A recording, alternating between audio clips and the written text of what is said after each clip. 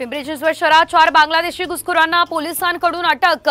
वैध परवानगी नसताना शहरात वास्तव्य, बनावट जन्म दाखला आणि आधार कार्डही बनवलं।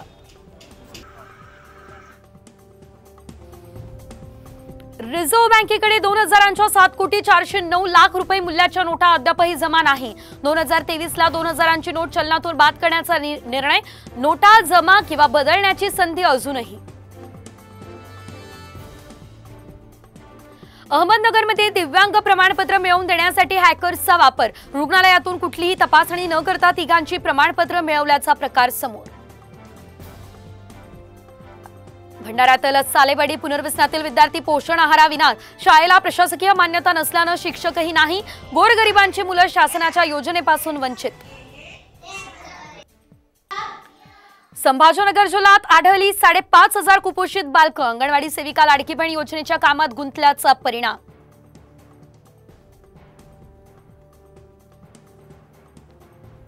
अमरावतीमध्ये अंगणवाडी सेविकांचा जिल्हाधिकारी कार्यालयावर आंदोलन, मानधनवाढीसह शासकीय दर्जा देण्याची मागणी, जोरदार घोषणाबाजी करत सरकारचा निषेध।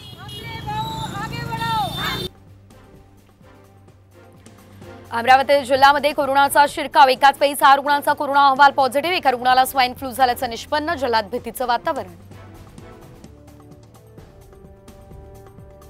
मनसे अध्यक्ष राज ठाकरे उद्या मुख्यमंत्र्यांची घेणार भेट, राज्यातील विविध प्रश्नांवर करणार चर्चा, विधानसभा निवडणुकीच्या दृष्टीने महत्त्वाची बैठक।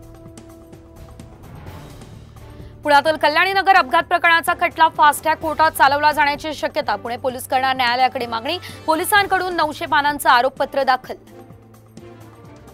कोल्हापुरात पुराच्या पाण्यात ट्रॅक्टर उलटला, ट्रॅक्टरमधील वाहून गेलेल्या तिघांचा शोध सुरू, 5 जण सुखरूप असल्याचीही माहिती। वाशिममध्ये पांगरी नवघरे पुलावरून नागरिकांचा धोकादायक प्रवास, पुलाची उंची कमी असल्यानं गुडघाभर पाण्यातून करावी लागते कसरत।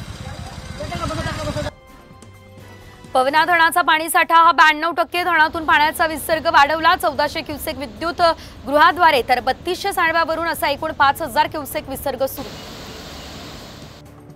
कोयना धरणातून विसर्ग वाढवला, कृष्णा आणि कोयना नदीकाठी पुराचा धोका निर्माण होण्याची शक्यता, प्रशासनाचा सतर्कतेचा इशारा। भंडाऱ्यात शहापूर सातोना मार्गावर हरिण आणि काळविटांचा मुक्त वावर, रस्ता ओलांडणाऱ्या कळपाचं दर्शन।